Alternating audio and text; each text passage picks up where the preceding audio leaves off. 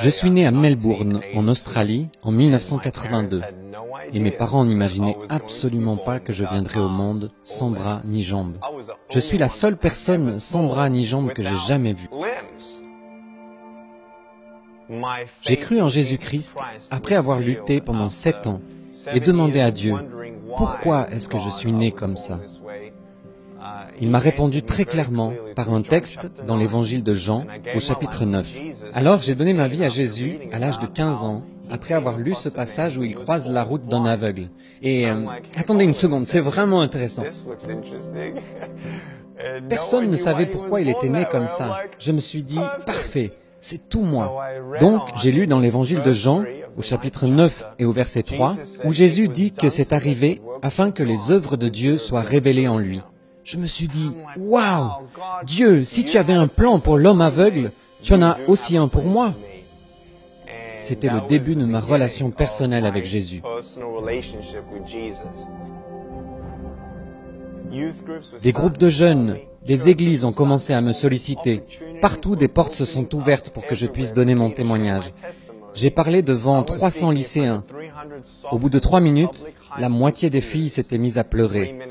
L'une d'elles, au milieu de la salle, les larmes aux yeux, a levé la main et dit « Je suis vraiment désolée de vous interrompre, mais est-ce que je peux venir pour vous prendre dans mes bras ?»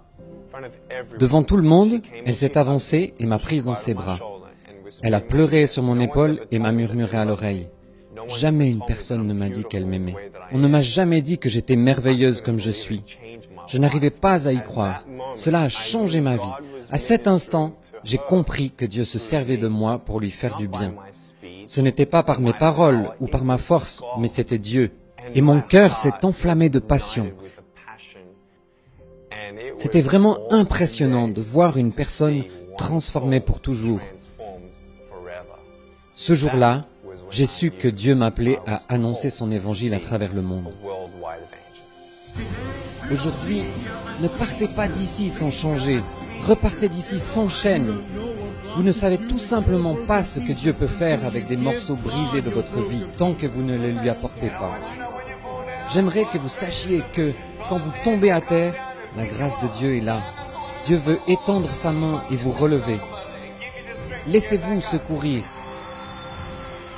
Durant les 7 premières années de mon ministère, Dieu m'a ouvert des portes qui m'ont conduit à parler 2000 fois dans 44 pays sur 6 continents. Des campus universitaires comptant 40 000 étudiants en Chine, en passant par l'Inde, où j'ai parlé à des victimes de l'esclavage sexuel, et à une foule de 110 000 personnes réunies dans la jungle. Puis l'Indonésie et l'Asie du Sud-Est, la Colombie et le Costa Rica, où j'ai pris la parole lors de conférences internationales et pu voir les dirigeants consacrer leur pays au Seigneur Jésus. La Corée, où j'ai abordé le thème de la dépression et du suicide devant un public de jeunes, jusqu'en Europe de l'Est et notamment en Serbie, en Slovénie et en Croatie. Et le message d'espérance a pu être aussi annoncé à travers tout le monde arabe. Ça, c'est Dieu. Et nous savons que nous n'en sommes qu'au début. Par la grâce de Dieu, nous avons vu de nos yeux un demi-million de personnes dire oui à Jésus et être mises en contact avec une église locale. Aussi fou que cela puisse paraître, avec notre association Life Without Limbs, nous avons pour but de prêcher à chaque personne de la planète, 7 milliards de personnes. Nous croyons qu'il est possible d'atteindre ce but, car le Saint-Esprit est en train de réunir des personnes souhaitant s'engager et nous soutenir dans notre envoi pour accomplir cette mission.